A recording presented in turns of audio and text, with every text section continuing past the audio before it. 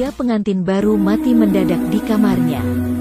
Diceritakan bahwa Khalifah Al-Ma'mun radhiyallahu anhu menagih seorang Nasrani yang mempunyai hutang sebesar 500 dirham. Beliau menyuruh seorang penunggang kuda untuk mendatangi rumahnya. Setelah Nasrani ditangkap, si penunggang kuda membawanya untuk dilaporkan kepada Khalifah Al-Ma'mun. Dalam perjalanan, Nasrani dan si penunggang kuda melihat seorang laki-laki yang membawa seikat rumput di atas kepalanya. Karena besarnya ikatan rumput itu, berkali-kali ia miring ke kanan ke kiri.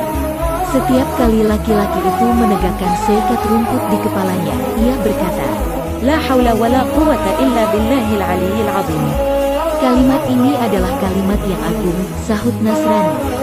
Setiap pembawa rumput mengucapkan kalimat itu, si Nasrani mengucapkan hal yang sama. Engkau mengakui bahwa kalimat itu adalah kalimat yang agung, tapi kenapa engkau tidak beriman kepada Allah Subhanahu wa Ta'ala? Tanya si penunggang kuda.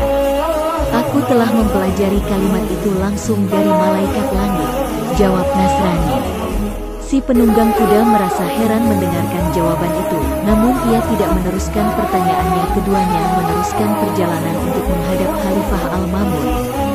Setelah sampai di hadapan Khalifah, si penunggang kuda menyerahkan laki-laki Nasrani itu, dan menceritakan kata-kata Nasrani yang didengarnya dalam perjalanan. Bagaimana engkau mempelajari kalimat La haula wa la quwwata illa billahil aliyyil azim?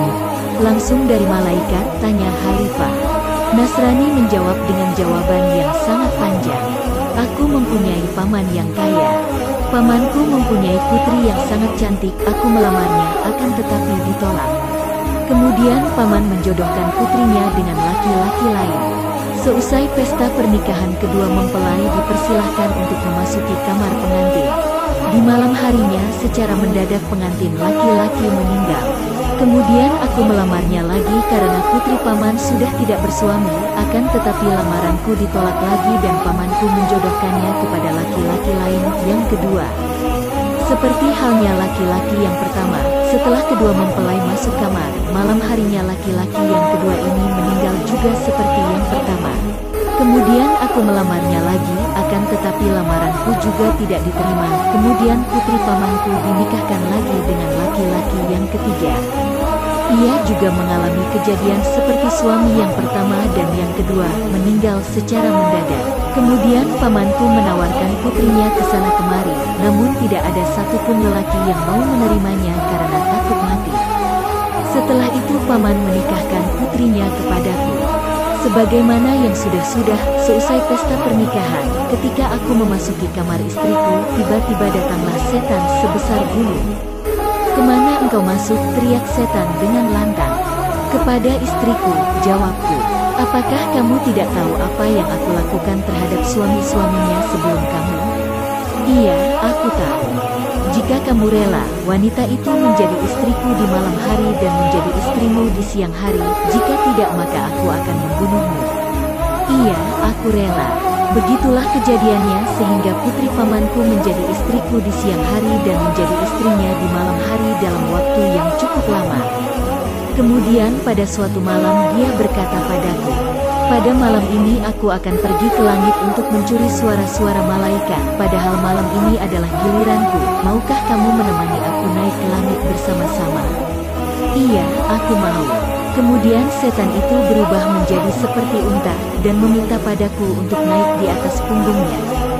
Aku pun melakukan permintaannya, kemudian terbang ke angkasa. Aku mendengar malaikat mengucapkan kalimat, La haula wa la quwwata illa billahil aliyyil azim. Ketika setan mendengar kalimat ini, ia membalik dan terjatuh seperti mayit dan aku pun terjatuh pula sepertinya. Di waktu yang tidak lama ia sadar kembali dari pingsannya. Pejamkan matamu. Aku pun memejamkan mata. Tiba-tiba aku sudah berada di depan pintu rumahku, lalu aku masuk menemui istriku.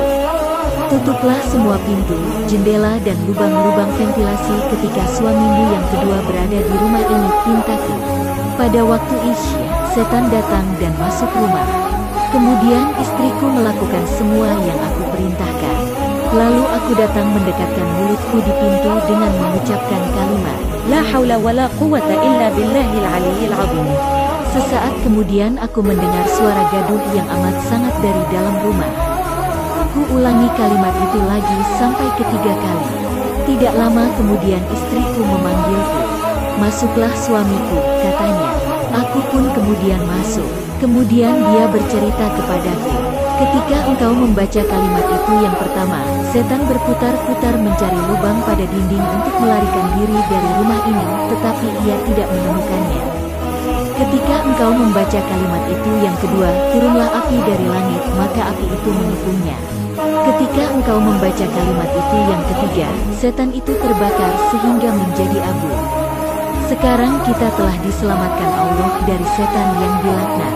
Ketika Khalifah Al-Ma'mun mendengar jawaban yang panjang dari Nasrani itu, ia melepaskannya dan membebaskan 500 dirham yang menjadi hutangnya. Kesimpulan ini adalah salah satu keutamaan membaca kalimat La haula wa la quwwata illa billahil aliyyil azim.